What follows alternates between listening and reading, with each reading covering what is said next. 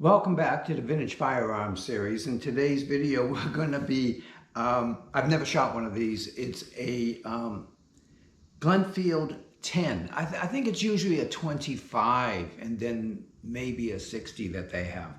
But this is going to be different. But before we get into that video, we have one of our very first changes within our little tiny organization.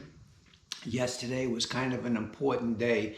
We were notified by YouTube that some of our material is unsafe for them. I didn't think any of it was controversial, but apparently it is by the new YouTube standards. So they're going to be restricting the use of some of the videos.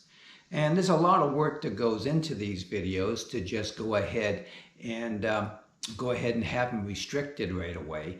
So what we've decided to do is I'm going to upload them to Rumble, and a limited number of them will still be uploaded to YouTube until they decide that they don't want to have gun videos at all. And everybody's feeling these pains. They didn't just pick on me, but I am surprised because that they did at this point, because I felt the videos that I did were quite non-confrontational, they're non-political, non-anything. They were just taking a shot or two of a gun and explaining to them about the history of these guns. That's what's primarily what it was. But if you want to come and follow me and see all the videos, you're going to have to go over to Rumble. It's under the same name. It's the Vintage Firearm Series, and you'll find us there. And by the time this video gets uploaded, they'll all be there. They're about half there now as I'm actually filming this, but they will all be up there hopefully by the time it gets loaded. The controversial video, which one was it? Which one was where I started? I used a word that they didn't like. They didn't like the word I used.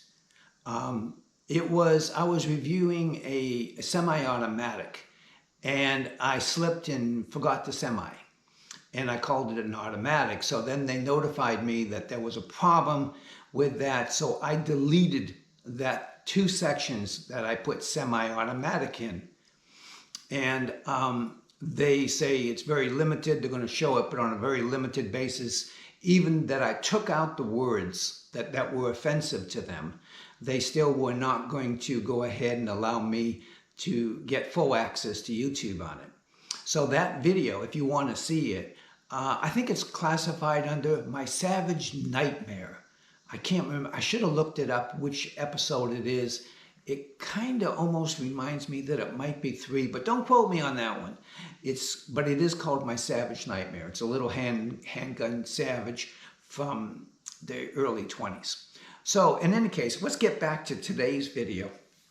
I found this the other day for $100. I actually bought 2 guns, and I estimated the value of this gun is $100 when I made the purchase. It's a nice little simple gun. The finish on it is really dry, and it has no real value.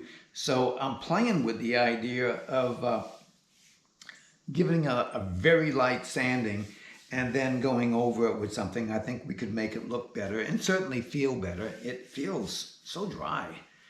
I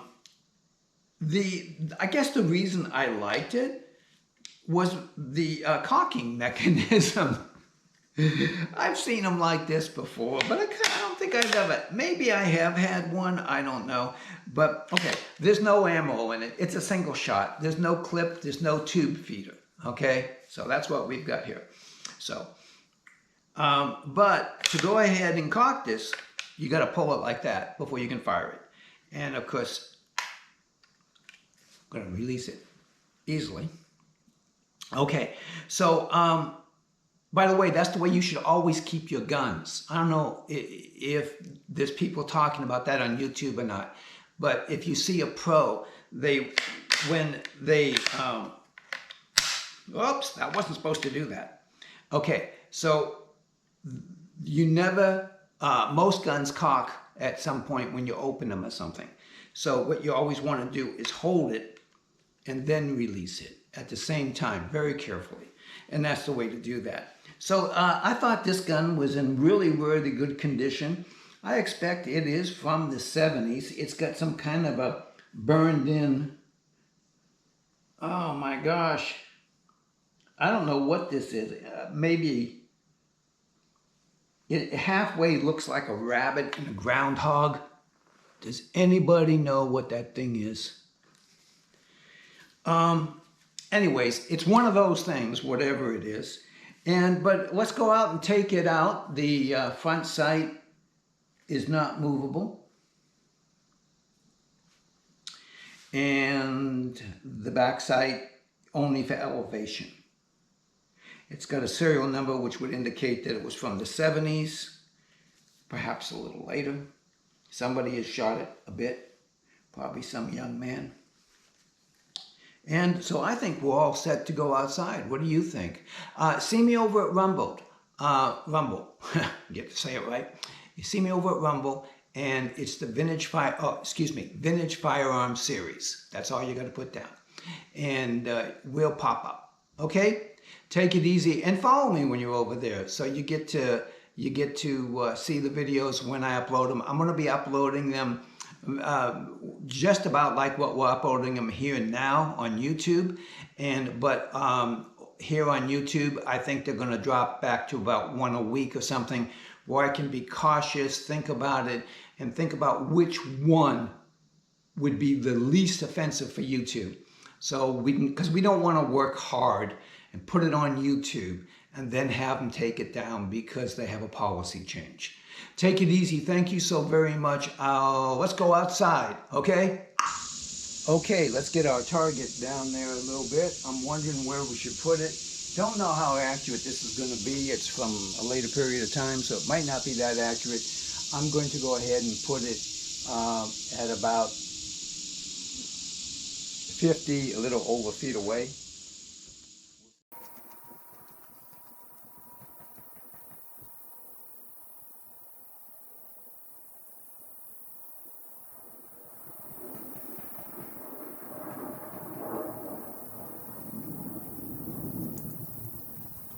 Okay, so we got it set up down there. Let's go ahead and see what we can do.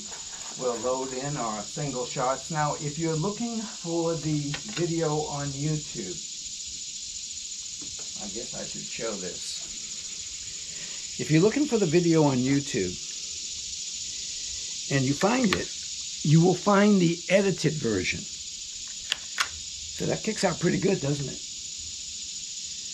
Pick that one up later. Just drop it in there. And the secret with almost all of these is when you come back out, you can't be delicate about it. You have to kind of flip it out. And you'll see it go flying. Okay, so we're going to cock it.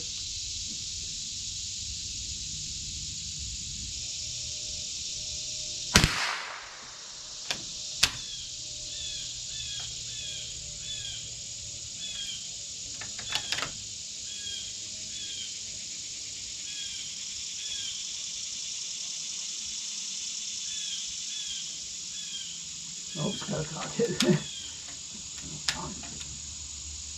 That tendency to drop back on.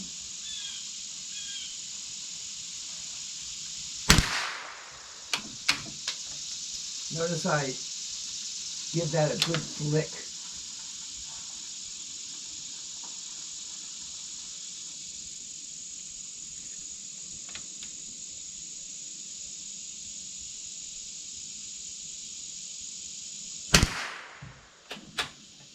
And it goes. Unfortunately, I'll have to pick them up from the floor. I love it when they are much more modest, actually. Again, I have a hard time with that. Whoops, what do we have here, a dud? Let's look at that one. Let's try that one again. Let's see if that's the gun or the... Some of these do that.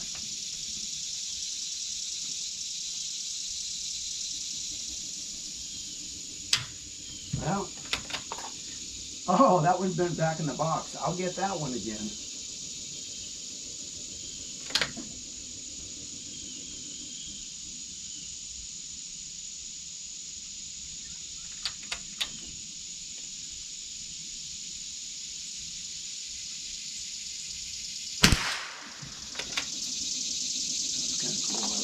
that one.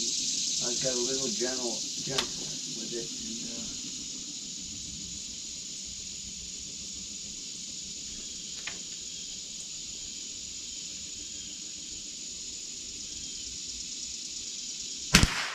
The one thing I find myself doing is when I'm cocking it, I cock it facing up into the air, which is probably a negative because it has not slam fired when it didn't take, but it might.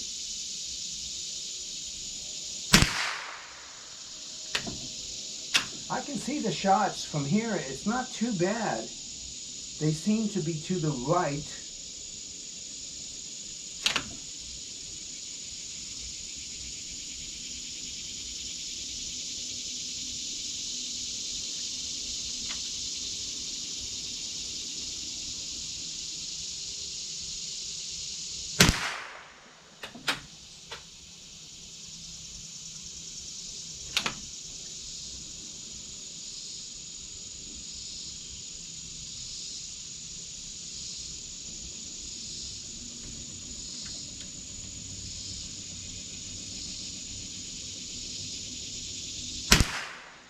Okay, let's go down and I'll bring back the target and we'll see what we got.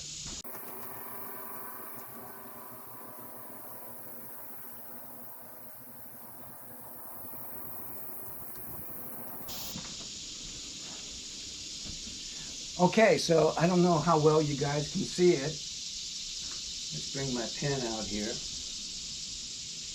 We have 3 in the bullseye, 1, 2, and 3. And then we have another 4 right here.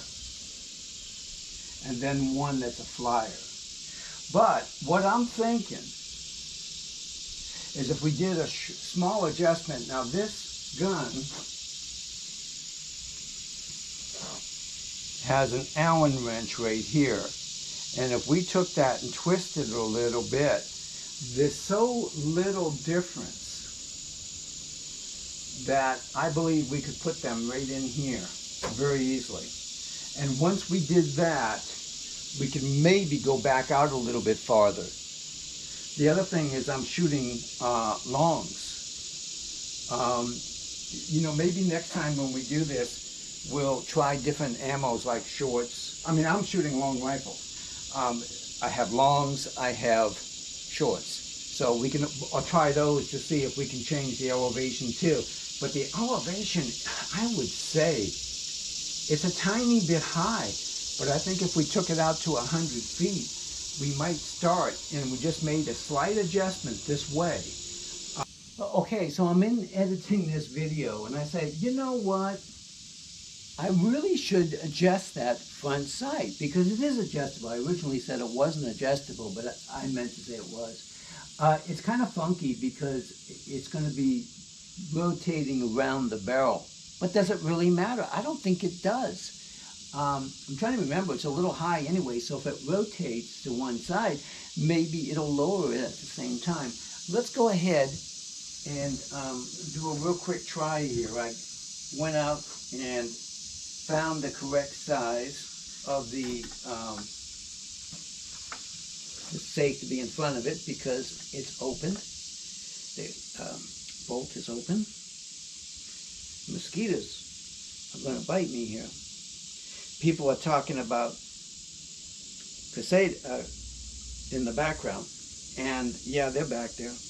Look at that. Isn't that nice? Okay, so now I'm thinking, okay, we're going to move it to the left. That will bring it to the right, so we're going to move it to the right. That will bring it to the left. I'm just going to do a real tiny change on this. That's all. And then we're going to try it again and see if we've made any difference. And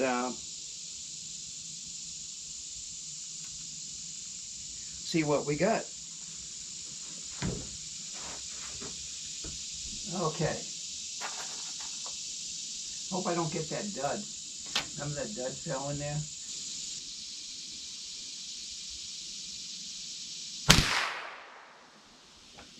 Yeah, you don't even need ears with this. There's noise, but it's in front of you. It's funny, one gun to another one, where the sound comes from.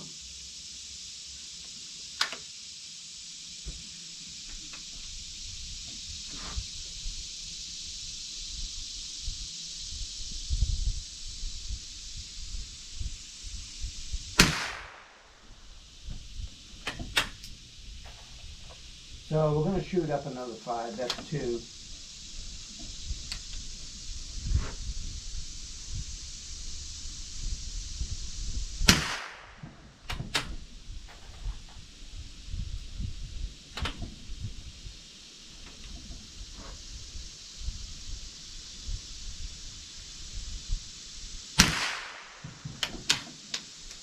And again, you know, this is just, you take your gun, you work with it a little bit. This is our last one.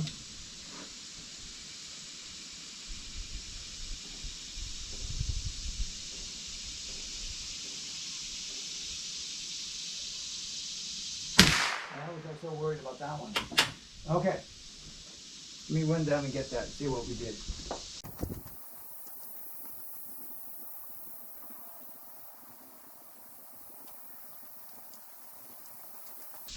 Okay, let's see what we got here.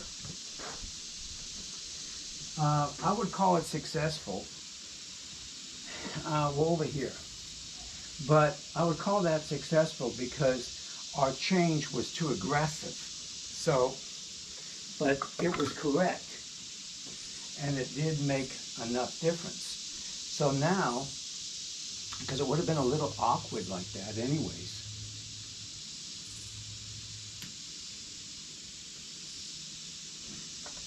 you look down here, I'm just going to go right there. Okay, so then we're going to take our pen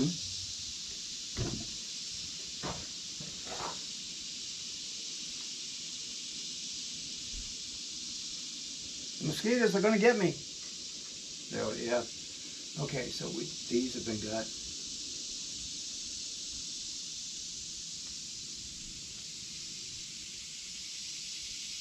Okay, let's run that down there and see what we've got. Because look at our elevation. I mean, my gosh, that's getting perfect now. See, but I expect it's going to go up a little bit, tiny bit, not much, but a tiny bit, because as we rotate that piece, we were also bringing it down. But we can adjust the rear sight, so that's not an issue.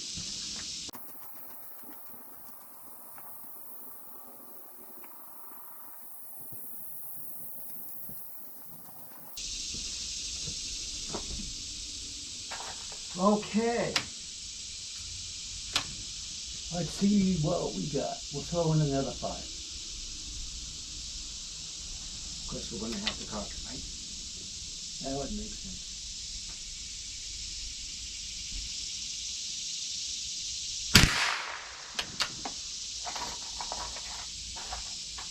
I'm going to reach in the discard container.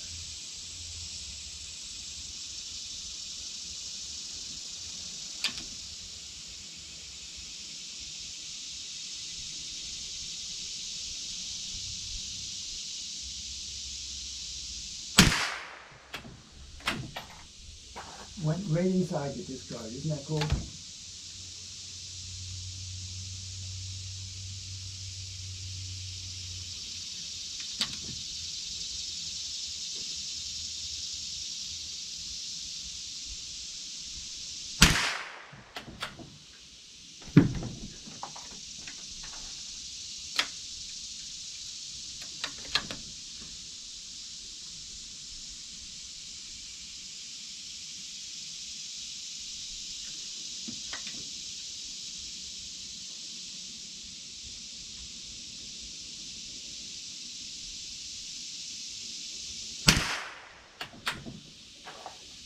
Not so good on that one as far as the discard. Okay.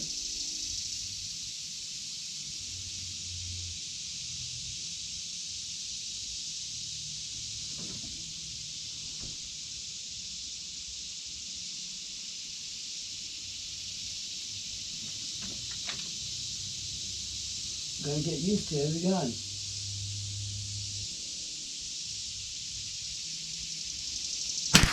Okay. So let's run down here and bring it back and show you.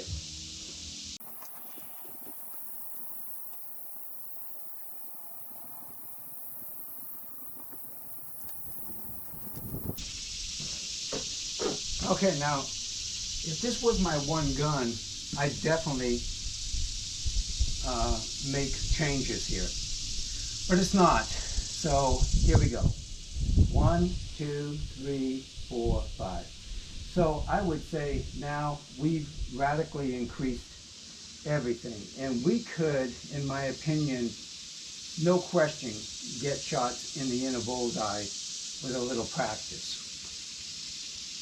I mean, they're open sights. So that's pretty darn good. Let's go back into the inside and we'll be all set. Thanks for hanging with me through the second time.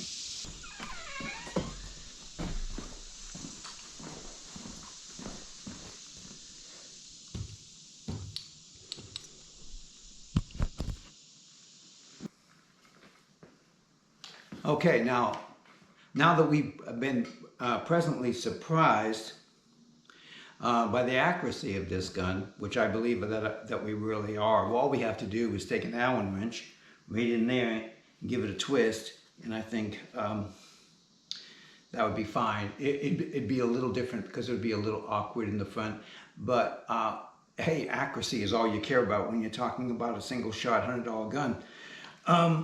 You know, I don't think the average person would probably notice it unless they were shooting through it, and then maybe not.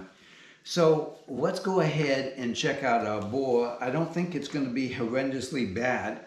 I have yet to clean it.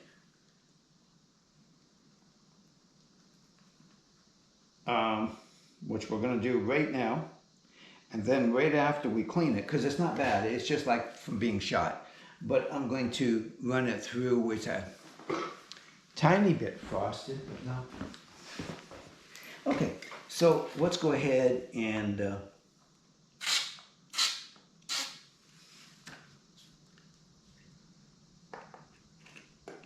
it's got, I don't know if you'll be able to see it or not, but it does have pretty good rifling. In case you're wondering, yes, I do know my light's on, but I figure I'm going to be back at it in a minute, so.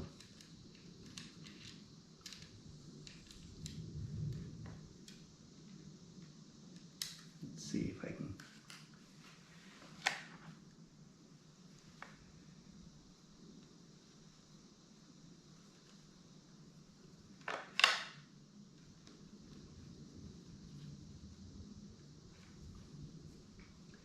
The bolt wants to come down and crush it.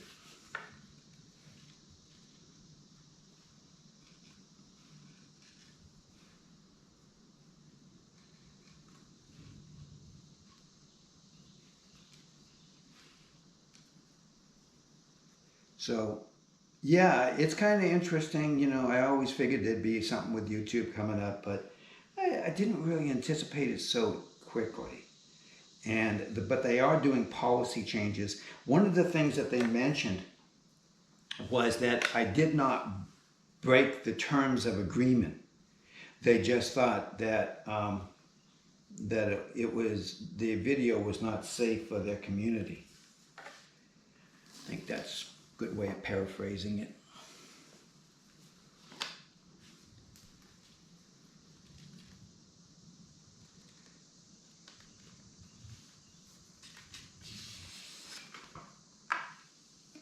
Okay.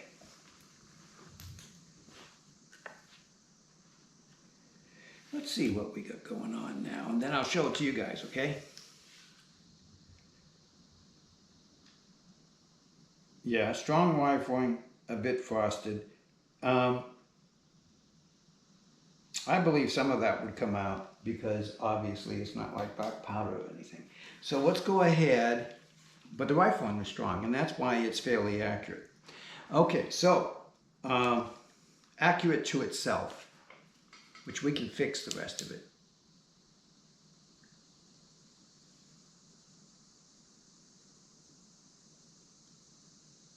Okay?